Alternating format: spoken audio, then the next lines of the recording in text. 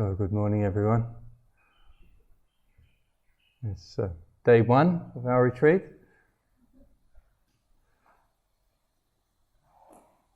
This morning we're going to have a look at the meaning of Vipassana practice and some general concepts and ideas about the practice and the kind of attitude that we need to have for our practice. Vipassana means clear seeing. The ground of our Vipassana practice is satipatthana, or the four foundations of mindfulness. The four foundations: body, feelings, mind states or emotions, and mind objects or our thoughts or the content of our experience. All Vipassana systems, all Vipassana techniques take these four foundations of mindfulness as the base of their practice. Certain techniques have more emphasis on one of the foundations rather than the other. Some systems concentrate mostly on the body. Some prefer to look at feelings, others directly at the mind. On this retreat, we'll be examining all four foundations of mindfulness. Systematically, we'll be starting with the body, looking at feelings, and then moving on to the different mind states and our emotions and moods, and also having a look at the content of our experience.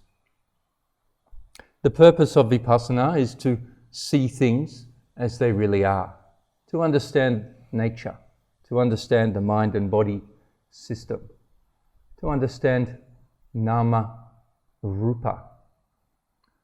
We'll be talking about nama rupa a lot during the retreat. The purpose is to understand that the mind and body process is impermanent. It's relatively unsatisfactory. It's unsatisfactory relative to nibbana. It's also non-self. It's impersonal.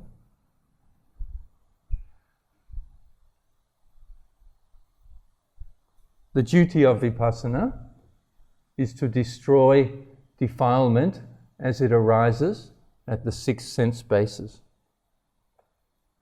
To remove our reactions of liking and disliking to the various objects that arise at the six doors: the eye door, ear, nose, tongue, body door, and also the mind door, our ideas and imaginations.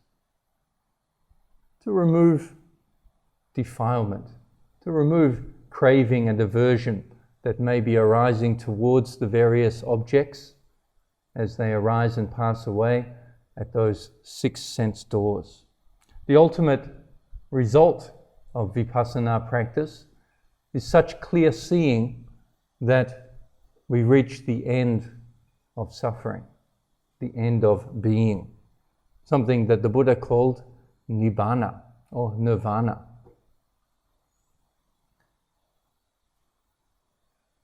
The practice of Vipassana is the practice of mind development and mind cultivation.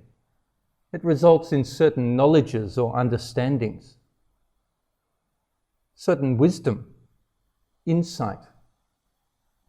There are three stages in this unfolding of insight. There's what is known as suttamaya panya, or wisdom that arises through listening or learning.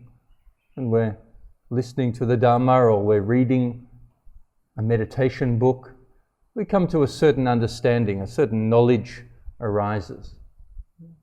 Get some kind of idea of what things are about. This is a basic level of knowledge, things that we learn at school, and that kind of understanding and knowledge.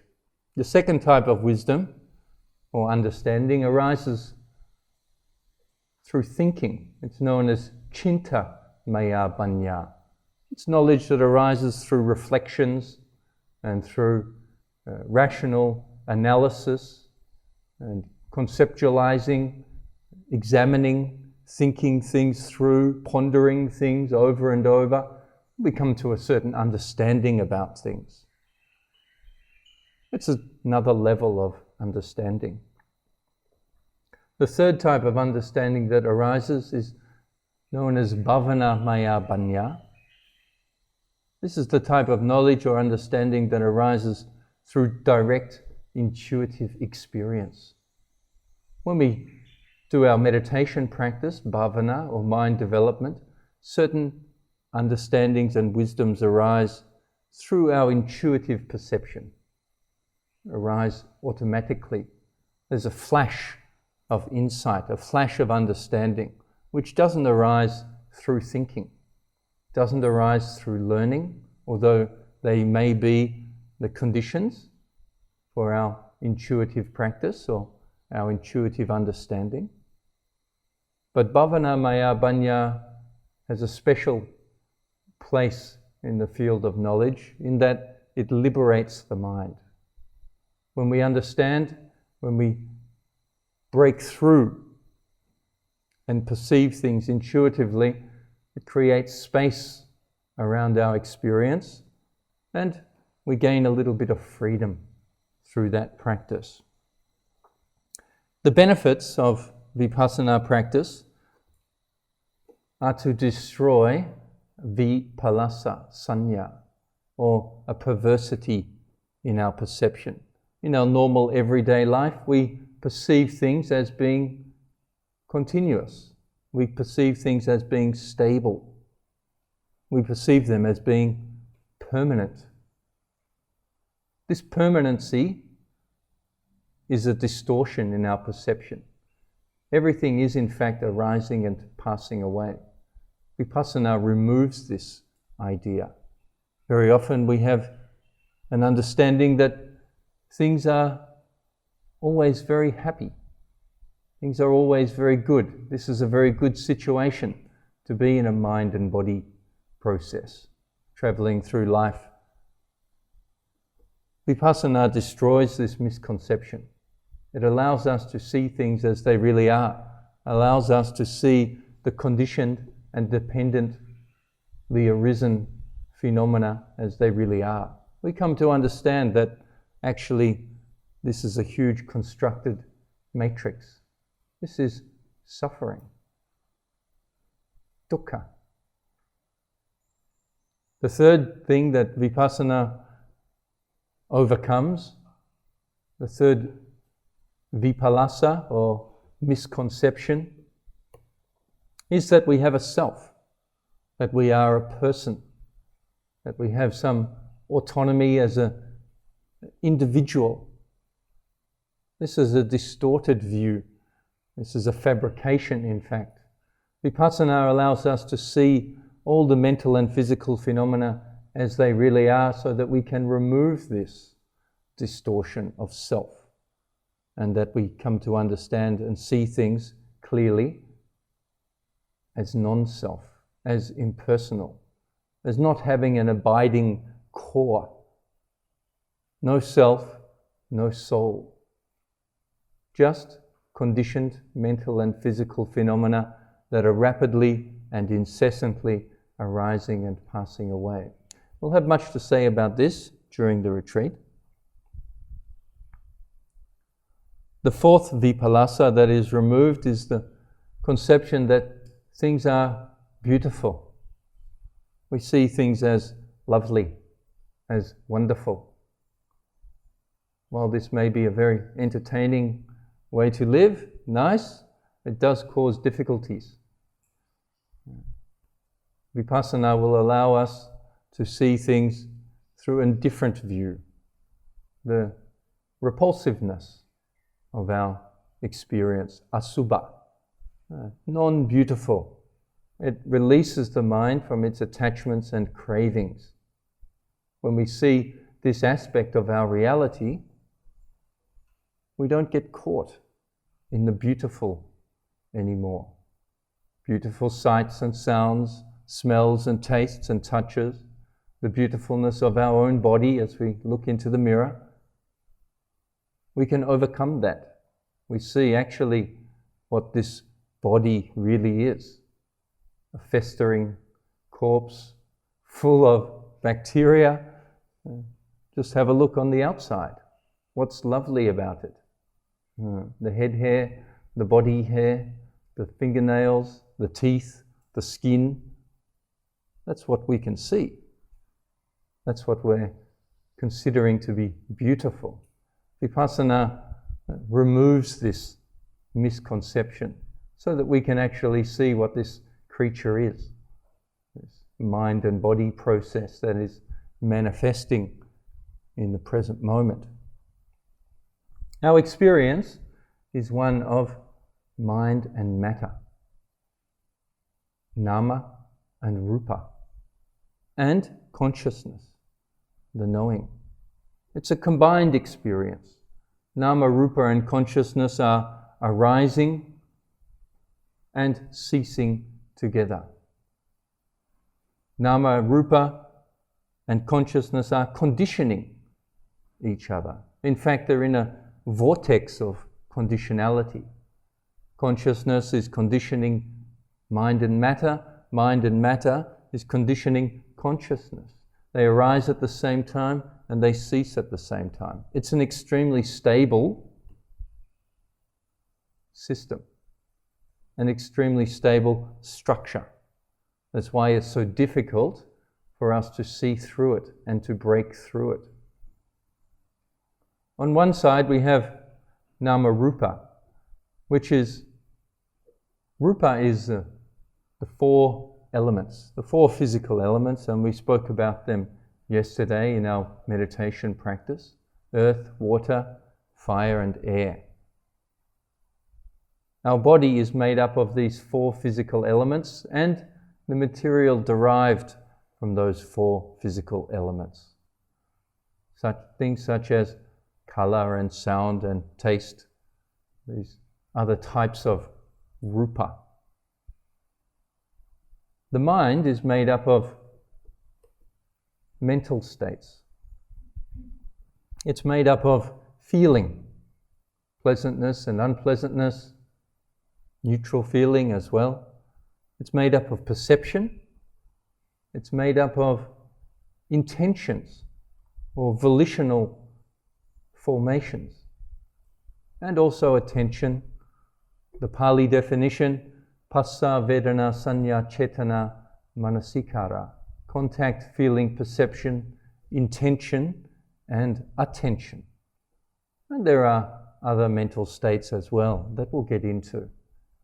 So our experience is one of physicality, which has been painted by feelings, perceptions and thoughts. Our experience is one of physicality with a certain flavor to it, pleasant or unpleasant, perceptions, recognitions, interpretations, and also our reactions to this, whether we like it or dislike it, whether we have judged it as being good or bad, whether we take it as being me, mine and I. This is our combined experience in the present moment. And then there is consciousness. Consciousness is the knowing. It's just the knowing of mind and matter as it arises and passes away. It gives the experience presence. Nama, rupa and consciousness arising and passing away. This is what we are. This is what this mind and body process actually is. So our Vipassana meditation is all about bringing ourselves into the present moment, our awareness, activating our awareness in the present moment, and observing, noting, witnessing this mind and body process. Our meditation is not about the outside world, it's about the internal world.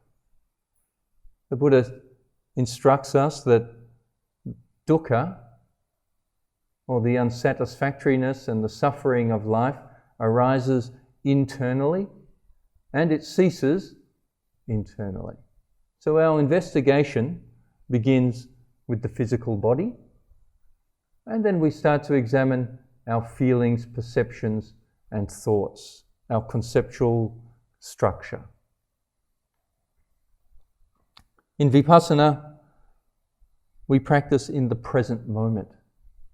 It's essential that we can bring our mind to presence so that we can observe and note things clearly. The present moment is defined as nama rupa, or mind and matter, which is arising independent of desire. When we enter into the present moment, there's no craving or aversion at that time. There's no wanting, there's no pushing away, there's no liking, there's no disliking, there's just a bare cognition of the present moment phenomena. Whatever mental states there are in that moment, whatever physical states there are in that moment, and the consciousness of those mental and physical states arising in that moment, without there being a sense of me, mine, or I in that experience. Just nature, objective truth. Before we start to subjectify it, before we start to take it as me, mine, and I. There's no me, mine, and I in the present moment. Structurally, it's impossible. When we enter into the present, we see things as they really are. We see nature in its bare form before we start to paint it with our conceptions and notions, before we start to appropriate it as mine, or happening to me, or for me, or at me, before we start to use that mental and physical phenomena as a foundation for our sense of I, before we go into conceptualization about my life and my past and my future, before we get into that whole story of subjectified experience of there's me here and you over there, there's me and this world that is happening to me, before we get into a duality, before we get into a split, a dichotomy of an internal present state that is experiencing the external state. Vipassana meditation is about removing this idea in the present moment so that we can see things as they really are. In our practice, we observe all the mental and physical phenomena that are arising in the moment as they occur. We're not trying to create special mental and physical phenomena for us to observe. We want to allow nature to arise and pass away naturally. If we're to understand the nature of the mind and body, the nature of the world, we're going to have to observe things untouched. We're going to have to observe raw data in real time before we start to paint it with our appropriations and identifications, before we take hold of it as a me, mine, and I, before a sense of self is created and the mind and body process comes to being. Bhava nirodha nibbana. The cessation of being is nibbana. When the mind and body process no longer perceive and conceive of themselves as being a person, when the mind and body process removes the idea of a personality or an individuality, sakkaya ditthi, identity view, then it's free. It's free from subjectivity. Nibbana, that cessation of being or cessation of suffering. When we do our practice, I want you to orientate your meditation so that you're doing it objectively. There's no you who is meditating. Please remove the meditator. There's nobody here who is meditating. There's mental and physical phenomena. Our meditation practice is about the development of certain mental and physical states that are able to be present, are able to penetrate the present moment, are able to lock onto the phenomena of arising and passing away, and are able to see them as they really are. We're developing certain mental states. That's all meditation is about. And a lot of letting go, a lot of non-identification. Vipassana meditation is all about letting go. It's not about achieving anything. It's not about getting anything. It's not about becoming somebody who can meditate. Vipassana is the process of unbinding subjectivity from the nama-rupa process. Nama-rupa in consciousness will continue to arise. It's driven through karmic intentions. Old intentional structures have given rise to karmic energy, a force that manifests mental and physical phenomena in the present moment. Our job is to observe this stuff as it arises and passes away, and not further identify with it or react to it with liking and disliking. When there's defilements arising in our present moment experience, for example, in the act of hearing,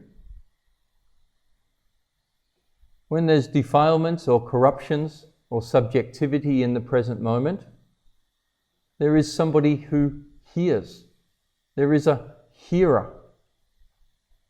Listening starts to take place. Our Vipassana meditation is to note that hearing is occurring. There is no hearer there. Don't invent a person who is sitting there listening. A sense of self or a sense of person is simply that, a thought or an invention. It's a fabrication. It occurs when we don't see things clearly. Our job as meditators is to get back to the raw data and note that hearing is occurring and to leave it there. Not to take it further, not to conceptually elaborate it. Hearing is occurring, therefore I'm hearing, that hearing is for me, I'm the hearer, I'm the experiencer of sound. This is my ear, and that sound is happening to me, and I don't like it. I want it to go away. This is not meditation. This is normal living. This is delusion. This is operating, this is the mind and body process operating under the subjectification process of me, mine, and I. We call it the matrix. The Buddha called it dukkha. So our practice is to understand the present moment and catch everything as it arises. There is hearing occurring. Just that. There is seeing occurring. Leave it there. Don't conceptually elaborate it. I know it happens very quickly. We're used to being a subject and an object. Our language reflects that very clearly. We're used to operating in this mode of subjectivity, perceiving and acting upon an objective world. But this duality, this separation of a sense of me operating in the world is a fabrication. It's an invention. It's a creation, a construction, albeit a very persistent one, a very continuous one which is delightful. Because of its delight, because the mind and body enjoys its subjectivity, it finds being to be pleasant and enjoyable, it continues. It's very difficult to escape from this mind and matter process enjoying its being. That delight in being is the cause of suffering, the cause of the matrix. So our practice is to observe very carefully the mental and physical phenomena as it arises and passes away at the six sense bases. And with awareness and wisdom, to note very clearly what is going on, to create space around whatever mental and physical phenomena are arising, so that the identification process does not take place. Our job as meditators is to block subjectivity arising if it hasn't yet arisen, and if it has already arisen, we're to step away from it and to view it in such a way that that subjectivity passes away. And we're to do this over and over again. Of course, it's very natural to be a subject in the world. That's how we've been living our lives. That's how we're brought up. That's how our families taught us, our communities, our societies, our schools, our workplaces. Our entire civilization is built on this misconception. It's very prevalent throughout the world. It's called samsara. All beings are operating in this fashion. The Buddha is one who came to understand the nature and the structure of reality. He came to see that this subjectivity is just a persistent lie. It's a delusion, a confusion, an illusion. We need to develop awareness and wisdom in the present moment to be able to see this as it really is. When we can break through it. We can reach the further shore. We can experience life beyond the prison of self. We can be free. We can experience the bliss of release from subjectivity. And we can enter into the void, into the emptiness, where there is no self or things pertaining to self. When we're investigating the mental and physical phenomena that arise and pass away at the six sense bases, we come to understand the individual nature of all mental and physical phenomena. Different mental states have their own nature and their function, and they manifest in different ways. Physicality as well has its own nature. We come to understand those individual natures of things. But this is not enough. That's understanding the content of our experience. The content of our experience can be a foundation for our awareness and wisdom in the present moment. Real Vipassana practice is about seeing and understanding that all mental and physical phenomena share some certain characteristics. They share a similar structure. They have the structure of impermanence, dukkha, and non-self. Intuitive knowing leads us to an understanding of this structure, and naturally, when we see it clearly, when we stop identifying with it so closely and using it as a base for self, we're using it as a base for our construction of our identity, then the mind grows weary of it, becomes disenchanted with it, becomes dispassionate towards it, and it starts to release and starts to relinquish its attachment and identification with it. Slowly but surely, the mind starts to disentangle itself. It doesn't get stuck in the concepts and the content of our experience, but instead it sees the structure of things, and in seeing the structure, letting go takes place. We're released from that present moment experience. The three characteristics of the structure of the matrix: impermanence, dukkha, and non-self. Impermanence is known as anicca.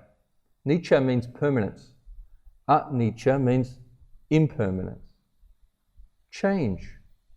Things mental and physical are arising and passing away. They're unstable. They're constantly changing. This fact, this truth, is hidden from our normal, general, everyday experience by what is known as santati, or continuity. It's because we continuously perceive our world as a permanent one that impermanence is hidden. It's because things are arising and passing away very, very rapidly that we don't see them. We need to see each individual event, moment after moment after moment. Just as a film is made up of many different frames, when it's flowing quickly through the projector, it gives us a movie. It gives us a film. It gives a conception of continuity. But if we examine that film, we see that it's made up of individual frames that arise and pass away in front of the light. When we perceive in this way, we break through this conception of permanence and we see impermanence in our experience. We see impermanence arising at the 6 sense doors, incessant and continuously arising and passing away. The second characteristic of the structure of the matrix, the structure of dukkha, is dukkha itself. Dukkha, unsatisfactory. The normal translation is suffering, although that can be somewhat pessimistic. It is just a conditioned reality, dependently arisen and conditioned phenomena. The fact that this mind and body process is identifying with itself. It believes it is someone. It strongly believes that. This is an aspect of our conditioned experience. Our Vipassana practice is to break through this idea. Dukkha, the inherent unsatisfactoriness of our experience, is hidden by our posture. Of all things, iriyapata, by our posture, by our standing, walking, sitting, and lying down. We don't see the inherent suffering in having a mind and body process because we are continuously changing our posture. We continuously move and wiggle between standing, walking, sitting, and lying down. We never tolerate it. As soon as there's a little bit of pain, as soon as there's a little bit of itching, as soon as there's a little bit of unpleasantness in the body, we shift it in order to cure, in order to run away from any unpleasantness and return to a state of normality or pleasant feeling, or just neutral feeling at least. Dukkha is hidden from us by the change of posture. You'll see dukkha arising very rapidly if you just sit still or just stand in one position. How long can you stand still for? Half an hour or 1 hour? See what happens to the body after you maintain a single posture. How long can you continuously walk for until it becomes suffering? How long can you continuously sit still for before the painful feelings start to arise in the body? Even lying down, our so-called most comfortable of positions, Even when we're asleep, we're rolling around, twisting and turning, going from side to side, onto the back, onto the stomach. The unpleasantness and discomfort of the body is being hidden by the change in posture. Observe the change in posture. See it as it really is. Observe the impermanence of your experience by observing simple things like the breath. See how it arises and passes away, the sensations created by the breath, or the stages in your walking practice. See how everything is arising and passing away. See how the suffering is continuously arising and it's only being changed or blocked by our change of our posture. The third characteristic of the matrix is anatta or anatta. Atta means a self. Anatta means non-self. It means that all mental and physical phenomena are impermanent. They don't have an abiding core. There's no self to which this mental and physical phenomena belong. There's no owner of this stuff. This stuff is not happening to anyone or for anyone, except when we have ignorance. When ignorance is in place, when we don't see things clearly, when we're unaware, then we take it as being mine, and a self appears. Subjectivity arises. An I is created when we don't see things clearly. Vipassana gives us a direct, intuitive perception of the nature of reality in the present moment. We see for ourselves, truly and indeed, there is simply this mental and physical phenomena arising and passing away. There is no self. It's out of control. This anatta is hidden from us by gana sanya, or perception of compactness. Because things are compacted together, because mind and matter and consciousness, the physicality, feelings, perceptions, thoughts and consciousness, the five aggregates, because they're arising and passing away together and compacted into a unit, we can't see through. We can't see the individual parts that make up our conditioned experience. We don't see the different pieces, and we take them as a whole, my life.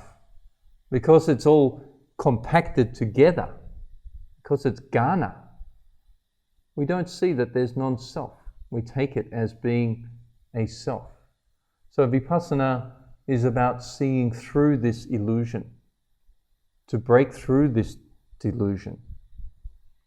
If and when we intuitively know and understand impermanence, dukkha and non-self, when we see things as dependently arisen and conditioned, then we've got some hope of escaping. It naturally happens in the mind that space is created around that phenomena when we have clear vision. We don't identify with the phenomena, or should we say, the identification process doesn't take place. A sense of me doesn't arise in that moment. We have effectively neutralized the present moment experience by using awareness and wisdom. If we don't use awareness and wisdom, then subjectivity takes place. If we use awareness and wisdom, space is created around that experience. That space, if it becomes continuous and strong enough, is enough for the de-identification to take place.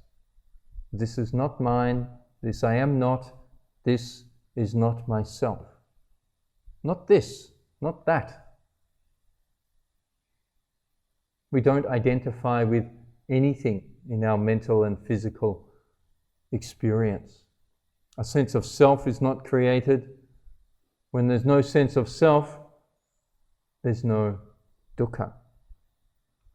When we've removed the concept of personality, or the distorted view of individuality, misconceptions about a self and a soul, or personal identity, this is the seed of all the other defilements that come to infect us. The states of aversion and frustration and irritation, the states of wanting and craving and attachment and holding. All these mental states are born out of a sense of self. When we see the phenomena clearly, that self doesn't arise, and all the defilements and all the suffering also ceases, because that stuff is conditioned by that sense of self.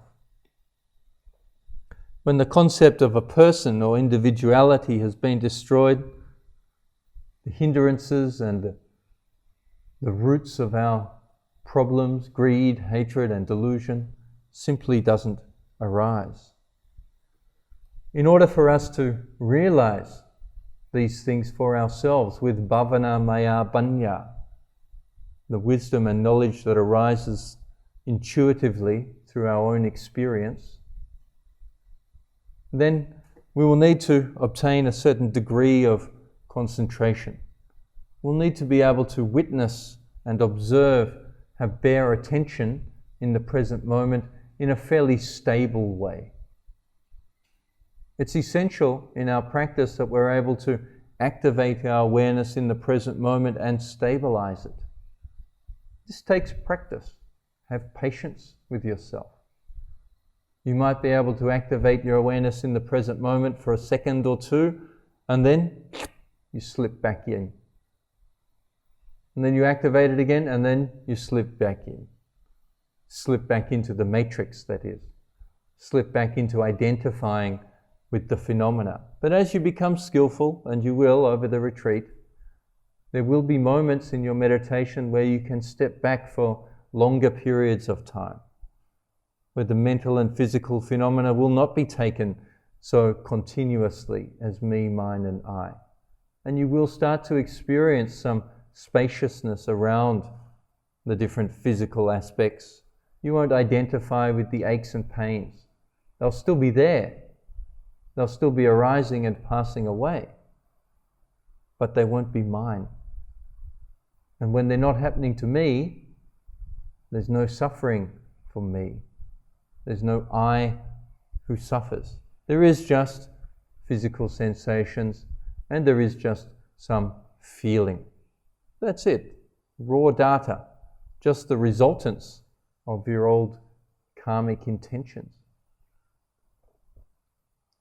The basis of this concentration, the basis of this stability, of this samadhi, is the four foundations of mindfulness. We activate our awareness in the present moment on one of the four foundations of mindfulness. In the beginning, we start with the first foundation of mindfulness, the body. We use the sensations created by the movement of the abdomen. The abdomen is activated by the breath, and we use the four postures. We also examine in our daily activities the bending and stretching of the limbs, the turning of the head, the chewing during meals, and the performance of other activities, and we'll talk about them later. We start with the body as our foundation of stability, of samadhi. Being able to establish your awareness in the present moment on the body in some way, whether it's the rise and fall of the abdomen, or the physical sensations, or one of the four postures, or all four of the postures, is the basis of our meditation. It's known as kaya gatasati, mindfulness of the body. Once we've achieved some relative success in this, the mind will be calm enough to start to examine the mental phenomena. Feelings, perceptions, our thinking, our memories, our plans, our ideations and fantasies. All those things will start to become clearer and clearer in the present moment. When we're doing our meditation practice, we should not think about the phenomena. Our job as meditators is to simply observe, merely note what is arising. We don't want to think about what is arising.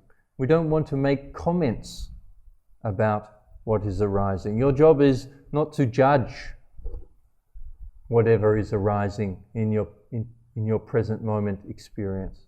Your job is simply to be aware. Go no further than this. If you can be aware, create space, things will pass away. And then a new object of consciousness will arise. Your job is to be aware of it, not get caught in it, not take it personally. And then it passes away. And then a new object arises, be it a physical or mental one. Our experience is a continuous, uninterrupted flow of mental and physical phenomena. Our job is to be able to observe it stably in the present moment. Our job as meditators is noting, knowing, and letting go. We activate our awareness in the present moment, bring ourselves to presence, and we note what is the object that is arising. We become aware whether it's a mental or physical phenomena. We examine our experience and we turn it into a foundation for mindfulness. We turn our experience into an object. We're noting it. This is the presently arising object. We note it. After we've noted what's there, our second job is to know it. We need to see it clearly. We need to see it in just its raw state, in its natural state. We know it before it becomes mine, before it gets taken as me, before we use it as a foundation of self. We have to quickly turn it into a foundation of mindfulness in the present moment. If we're able to do this, the object passes away. The experience vanishes. It's gone. Our meditation practice is all about noting, knowing, and letting go. We note what's arising. We know what it is. We don't subjectify it. We create some space around it so that we can disengage from it, so that we can see it objectively. We don't go into it and take it as mine. We know it. As soon as we've disengaged and we're not identifying with it, it passes away. If, however, we're not knowing it and seeing it clearly, we may be aware that it's there. If we're engaged with it, then it remains. And it will stay for as long as you attach to it and hold onto it. As long as you give that object your subjectivity, as long as you identify with it, it remains. This can be particularly harmful if the object that is arising is an unpleasant emotion or traumatic experience. If you constantly identify with it and hold it there, then it remains. It remains as long as you identify. And as soon as you stop identifying with it, craving no longer is getting its little hit, it passes away. So our meditation practice is about noting, knowing, and letting go. And we do this over and over again, continuously, with whatever is arising. We accept all mental and physical phenomena as it arises and passes. We don't become upset with whatever it is that's arising. It's not you anyway. Don't take it personally. We note and know whether it's joined with a pleasant feeling or whether it's joined with an unpleasant feeling. Same. Our job is not to react. Reaction means identification. As soon as we react and identify, very quickly we will slip into judging whether the object is good or bad. This leads to liking and disliking. If we are unable to note and know in the present moment, objects that are joined with pleasant feeling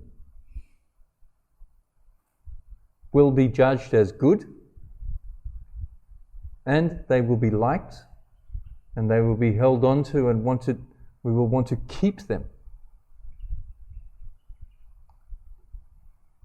If the object that's arising is one with unpleasant feeling, the object will be noted as bad. We'll react to it with disliking and we'll want to push it away. In our normal everyday life, this is what we're doing. We're doing it from the morning until the evening, constantly judging whether objects are good or bad, reacting to them with liking and disliking. We're traveling through the universe, liking and disliking, taking things personally. It's no way to live. The Buddha called it dukkha. There is dukkha. This is the first noble truth. It says it all very clearly. When this subjectivity process is arising within the five aggregates, within the mind and body process, dukkha. The matrix is in full operation and full swing. Ignorance, with ignorance as its base, consciousness and mind and matter are subjectified, a self is created, being is occurring, and then all the manifestations of being a person arise. The sorrow, lamentation, pain, grief, despair, anxiety, worry, depression, loss. All those things are the product of the mind and body process believing they're a self. As soon as you can remove that sense of self, there is no sorrow, there is no lamentation, there is no grief, there is no depression or anxiety. These states are states which relate to a person. There is no birth. There's nobody who's born. There's no past and there's no future. There is, in fact, freedom. The Buddha called it nibbana, the cessation of suffering. So we shouldn't judge whatever is arising. Be careful. Judging will cause you many difficulties. When you judge something as good or bad, you'll get stuck. You'll be in a state of dukkha, and you'll start to think. You'll start to analyze. Start to worry. You start to dukkha yourself in the present moment. So our main job is to not identify with things. Don't get involved with the content that is arising and passing away. See it clearly, step back from it, observe it. Note the phenomena. Also observe when you are in and when you're stuck. Notice when you're dukkhaing yourself. Notice when there's pain in the mind and stress and worry. What is the cause of that? It's your identification with it. As soon as you drop the identification, and it can be dropped quite quickly when we learn the technique and become skillful at it, feel the suffering dissolve. Feel the anxiety and stress just evaporate. Suffering, anxiety, stress, worry, these are conditioned phenomena. They arise when their conditions are in place. When the conditions cease, those phenomena also cease. We are living in a conditioned reality. Our job as meditators is to put certain conditions in place so that we can understand the unfolding reality before us. Just being aware and just knowing of things can already start to disentangle the mess that we've got ourselves into. Just by simply being aware of our environment and our reactions towards it. Simply observing where we get stuck. What are you identifying with? We get stuck in the physical world of visible objects and sounds, smells and tastes when we're eating, physical sensations on the body. Of course, we get stuck in our own opinions and views about things and principles that we hold on to and cherish. They cause suffering. Let go. Let go of them as they arise, otherwise you're going to be burnt by them. Whether you perceive them as being good ideas or bad ideas, anyway, they burn you just the same. It's not the idea, it's the identification that is the burning factor here. So don't pick anything up. Just observe it as it is. When somebody comes to your house and offers you something, say no thank you. You don't have to receive it. You don't have to receive everything that's given to you. Just because it's arising doesn't mean you have to take it on board. If you take it on board, your boat is going to sink. Leave it. As soon as you pick it up, it starts burning. The longer you identify with it, the worse the burn. 3rd degree burns. If you hold on to states of aversion and grudges for a long time, horrible mess, a horrible mess it can create. As we're watching these mental and physical states, our ability to do so becomes continuous. Through continuity, we start to develop some real stability in our observation tower. The thing doesn't fall over. It becomes clearer and clearer what is actually going on. You'll experience this for yourself. Nobody can tell you about its own nature. We can give you instructions. We can tell you what conditions to put in place, but you will have to experience it for yourself to fully understand it. You can have some understanding through listening and reading, some understanding about thinking and reflecting, but it's not until you have an direct, intuitive experience that you will really know and understand. I can tell you all about my mother's house, its location, its address, what it looks like, the garden, the yellow paint, the blue paint, the red roof, the windows at either side of the front door, the veranda that goes all the way around. Am I painting a picture? Do you know my mother's house? Well, you know it on some level, but you don't really know it. You haven't been there. When you've been there, then you can say you know my mother's house. Yeah. And this is what Bhavana Maya Banya is all about. A direct, intuitive experience of reality. As our mindfulness becomes constant and continuous, it becomes powerful. The mind concentrates in this mode of observation. We don't get stuck so much. The objects of mind and body are noted and known, let go of. They're noted and known and let go of. It becomes systematic. We become skillful in this operation.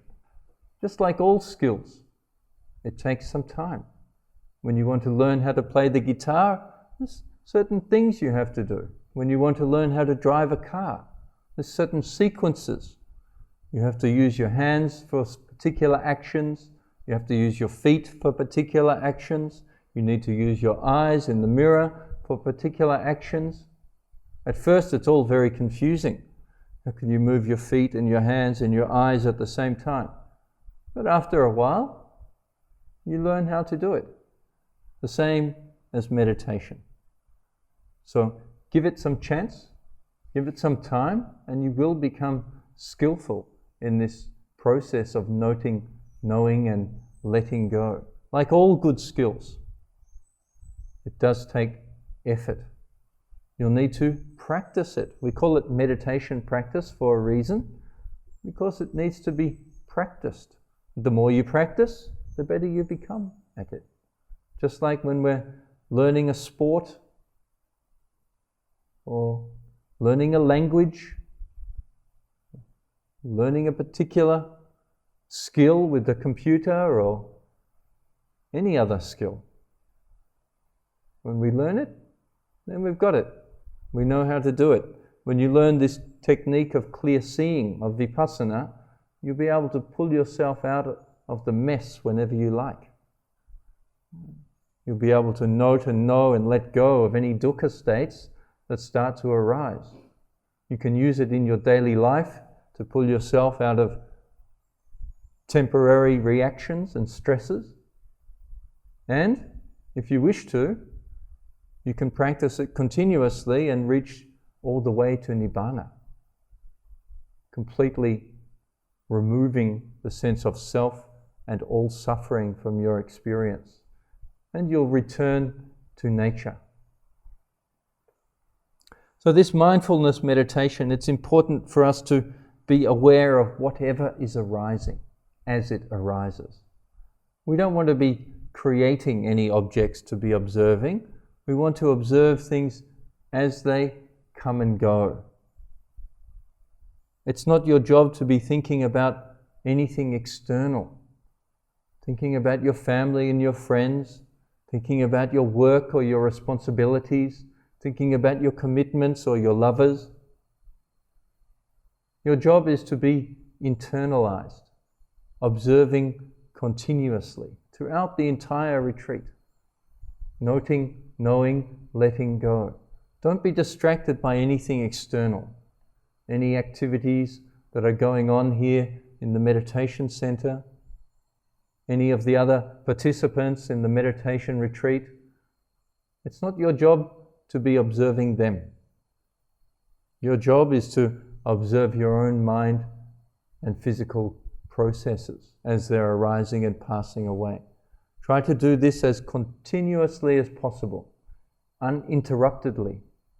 The Buddha tells us that we should establish unremitting mindfulness. Unremitting. That means it has absolutely no breaks or gaps. The schedule on the retreat is designed so that we can be continuous as possible, from 4 o'clock in the morning until late into the evening, from 9 o'clock and even later if you wish.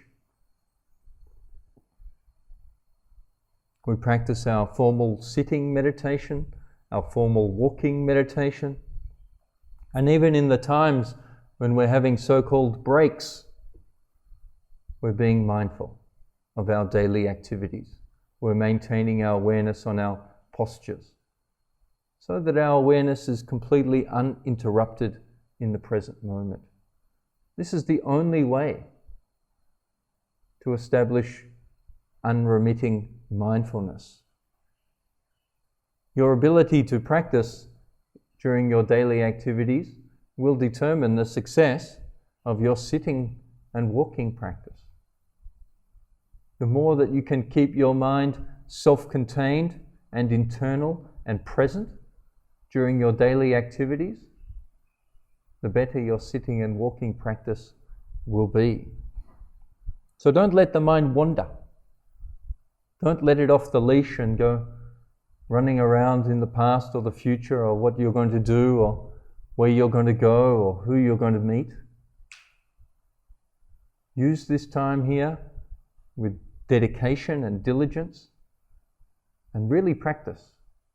Really establish your presence. Really have a taste of what this meditation is all about. And then into the future, you'll be able to continue wherever you go. You'll be able to remove yourself from suffering. You'll have a set of skills, some tactics, a strategy to be able to implement whenever suffering arises. If you don't have these skills and this strategy, your only way of escaping suffering will be sensuality. Going to find something nice to look at, something to listen to, something to eat, somebody to touch, some ideas to think about, lost in the books or lost in the TV or in the movies or in the internet, in the Facebook. That will be your only way to get out of suffering, sensuality. And this is not a strategy which is successful. It's a very temporary, unsatisfactory strategy. As spiritual beings, we need to move beyond this way of escaping dukkha. We need to use awareness and wisdom in the present moment. So this meditation is a non-reaction awareness. We're not reacting with liking and disliking. We're not becoming upset when something's unpleasant, and we're not getting excited when something is pleasant. We're establishing equanimity, an even, balanced mind, a mind that doesn't go into liking or disliking of whatever arises. You'll still experience whatever arises. If there's pleasantness, you'll still experience that pleasantness. Just don't take it as my pleasantness. You'll still experience unpleasantness. Just don't take it as my unpleasantness. Just know it for what it is. Pleasantness and unpleasantness arise and pass away. You'll still experience all the joys and delights of life. It's just not happening to anyone. There's a sense of freedom. There's a sense of understanding in your life. In fact, there's an enormous joy when you move beyond identification with pleasant and unpleasant.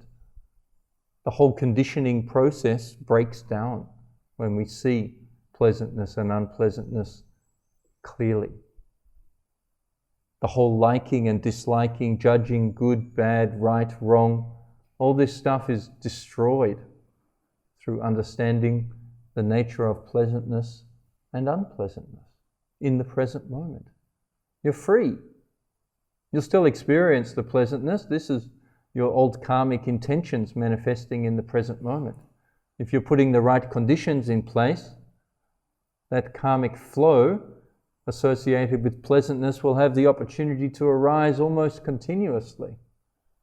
You put the wrong conditions in place, then you'll probably have the karmic flow associated with unpleasantness arising continuously.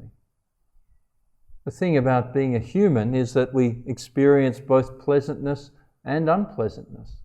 We have done wholesome intentions in the past. We have done unwholesome intentions in the past. These intentions are karma. Cetana bhikkhave kammang vadami.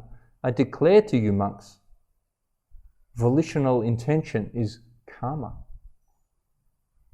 We are an experience, we are a resultant which is reacting upon itself and identifying with itself. See this process clearly. See the structure of your reality and break through it. Whenever you notice any hearing taking place, make a note. Hearing is occurring. There is hearing. Whenever you notice the mind and body or the face is seeing something, make a note. Seeing is occurring. There's no seer there. There's no hearer there. If you get a whiff from the coconut farm, some smoke comes through, or the incense, or some cooking smell, or somebody's body next to you, if you have a whiff, make a note. Smelling is occurring. There is smelling. Just that. Don't go on and make a story about it. Oh, why are they smelling? Don't they have a shower? Maybe they need some soap. Should I offer them some soap? No, they're just smelling. Don't go into a created and fabrication about the experience. Your experience is smelling is occurring. There's no smeller. As soon as there's a smeller, there's dukkha. If it's an unpleasant odor, then it's going to be, I don't like it. I don't want it. If it's pleasant, it might be, oh, I like that. Give me some of that. You're not a dog. Don't go around sniffing. Just make a note. Smelling is occurring. If there's any physical sensations that arise in the body, there will be pleasant physical sensations later in the retreat. In the beginning stages, there's lots of unpleasant physical sensations. Don't attach to them. As soon as you take ownership of them, put them in your bag becomes heavy. You'll have to carry it. Meditation is about unloading your backpack. It's about throwing out all the stuff. The 25-kilo backpack for your big Southeast Asian adventure, throw it out. 5 or 6 kilos is good.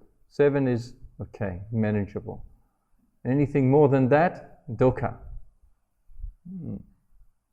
Empty the load. Empty it. Don't take anything personally or as me or mine. As soon as you can do this, you'll be free to just wander around with a shoulder bag and be very happy and very content. When you notice the mind has started thinking in some way, make sure that you don't get caught in this thinking process, in the content of our mind. We generally divide it into 5 types. There's thoughts about the past. We call that remembering. If remembering occurs, make a note. Remembering. Thoughts about the future. We call that planning. Make a note, planning is occurring. There's nobody who is doing the planning, but there is planning. Past and future. The rest in the middle, make a note, thinking. If it's complete nonsense and fantasy, make a note, fantasizing, imagining.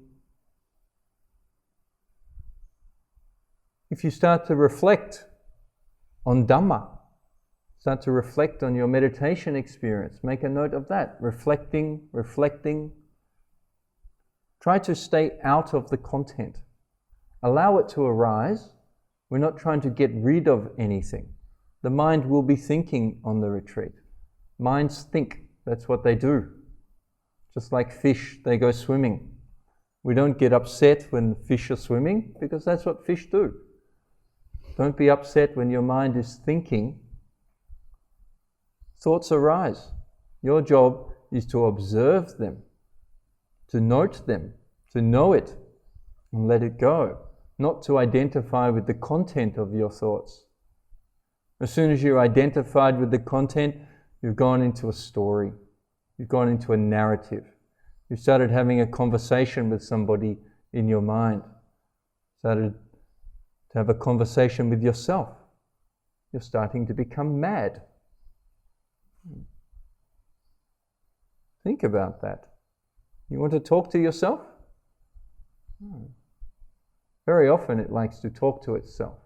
Very often it likes to think about itself. In fact, not very often, continuously. We are our own favorite thing to think about. We love to think about things. Think about our past, think about our future, think about our now, thinking about what we want, what we don't want, what we like, what we don't like, thinking about the people in our lives, thinking about stuff we own, thinking about money. It loves to think about itself over and over again. Try to remove this ideation from your present moment experience. Observe just the raw data as it arises and passes away. Don't subjectify anything. Don't take any of it personally, and you'll start to experience some freedom. You'll start to see that there is thinking, there is reflecting, there is remembering, there is planning. It's going on, but as soon as you notice it, let it go. Okay, there it is. Oh, a bit of that's going on now. Oh, now it's having a chat with itself. Oh, now it's remembering last year. Now it's thinking about her. Don't get stuck in the story of the content of your mind. Don't create a narrative. You've been doing that for long enough. Haven't you felt the pain of all those stories that you've created? You should have written a book. Would have been interesting. You're quite a good writer. Sewing together your experience with subjectivity. That's craving. Creating a little narrative of my life. Some people even do that. Write a biography. They're very proud of it. Autobiography. The story of me. They love it. Yeah. All about me. A whole big fat book. Would you like to read it? No?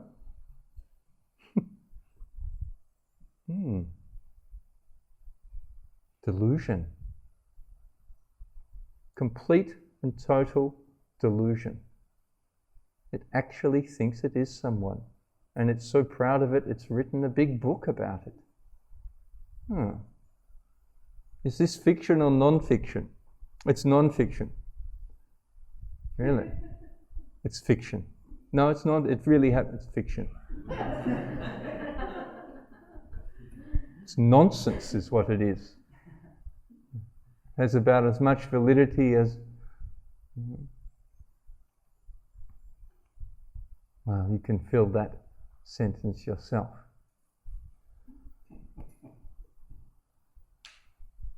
Continuously note whatever is arising at the 6 sense bases. Sights and sounds, smells and tastes, touches, and also ideation, ideas, stories, the content of your nonsense. Make sure that you're able to let it go and not identify with it. Don't judge it as being good or being bad. This causes problems. If we don't observe, if we're not noting and knowing, then when consciousness is arising, it will become infected. It will become infected with greed, hatred, and delusion. And then the whole stream of that conscious experience will become one of self.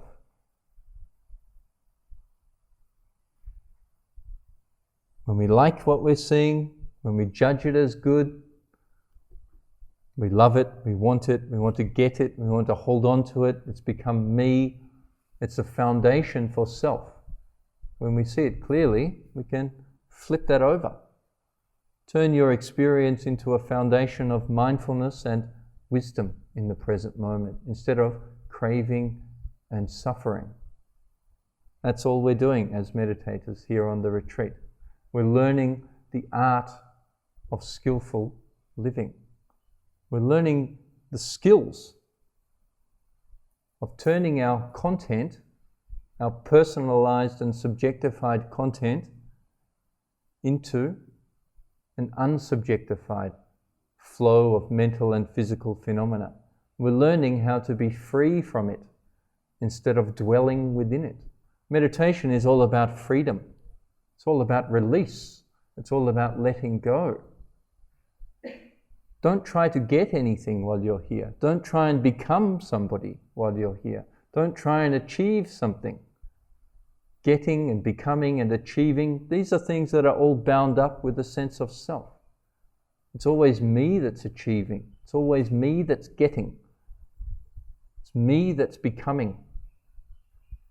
This is delusion. It's craving. Move beyond that. The spiritual life is about setting yourself free from this subjectivity. This is what Vipassana meditation is all about. That craving, that wanting to be, that wanting to get, that wanting to have, if it infects your present moment experience, if you have some expectations about your time here in the center, drop them, please. Expect nothing. Hope for nothing. Don't try and get anything while you're here. We're here to get rid of things, to drop them, to let them go. The more that you can let go, the deeper your meditation will go. Skillful meditators can let go of everything. Middling meditators, they let go of a little bit, but they still cling to the subtle things. Beginning meditators cling and identify with everything. Their meditation retreat is normally one of much suffering and frustration, much confusion. So right from the beginning, start to let go. Don't resist anything that's arising. Resistance leads to states of frustration. Frustration leads to aversion. Aversion leads to dukkha. Accept whatever nonsense is arising in your mind. It's all nonsense. Accept that it's there. Oh, look at this stuff. Oh yeah. Sit back, cross your arms and have a laugh. Settle into the moment. Look at this crap flowing through the mind. Really? Have I been identifying with this stuff? Is this me? Why am I picking this up and taking this as being me? Can you see that it causes suffering? Can you see that not picking it up is freedom? It's as simple as being aware in the present moment and not identifying. It's as simple as noting and knowing and letting go. So don't have any reactions to what's going on here. Use your time here in the monastery to really practice this skill. Don't leave any stone unturned. Practice continuously. Don't get caught in any of the phenomena that's here in the monastery. The people, the places, the things. Don't allow any of them to become a story in your mind that's happening to me. That's going to cause you dukkha.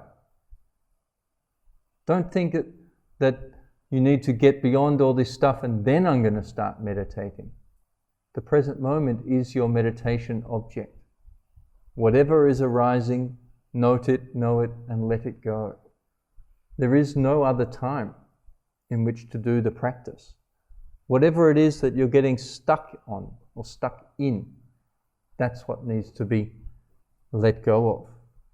So mindfulness is a non-reacting awareness, a non-judging awareness. Specifically, we're not reacting to pleasantness and unpleasantness. These are the mind conditioners, the chitta sankharas. This is where our problems come from. As soon as we start to identify with pleasant and unpleasant, we'll get lost. Lost in the stream of craving and aversion, in the stream of identification and dukkha. But if we can activate our awareness in the present moment and note what's there, there is pleasantness. So what? There is unpleasantness. So what? When we see this clearly, through the act of clear seeing,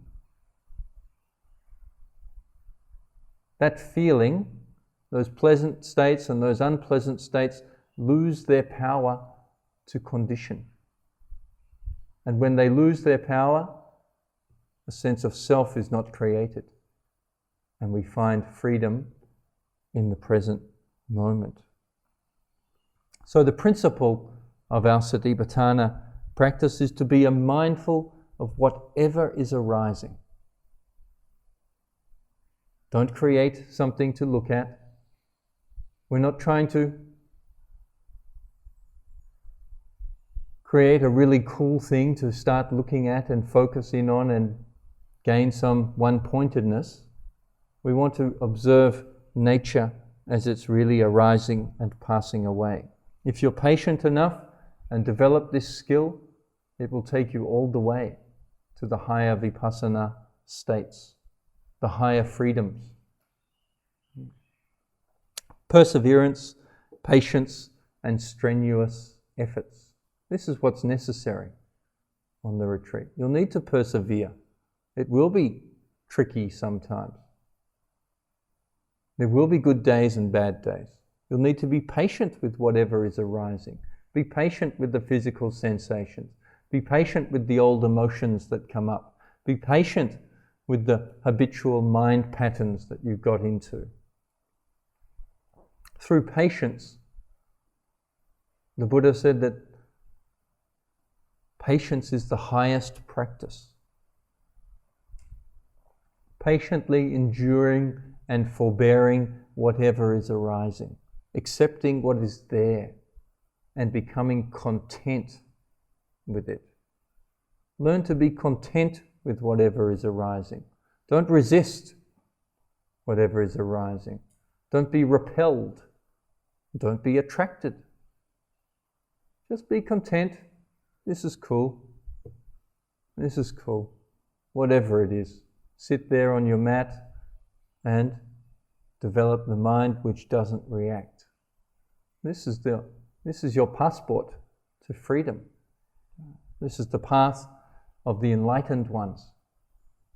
Being able to patiently endure, accepting whatever is arising, turning our minds towards contentment with whatever is. When the mind becomes content with our present moment experience, when we have the right attitude in our practice, the mind becomes happy. When the mind's happy, it concentrates. And when it concentrates, it sees things as they really are. So these are the greatest qualities you can develop here on the retreat. Patience, endurance, perseverance, and strenuous effort to be continuously in the present moment. The mind will resist being in the present moment.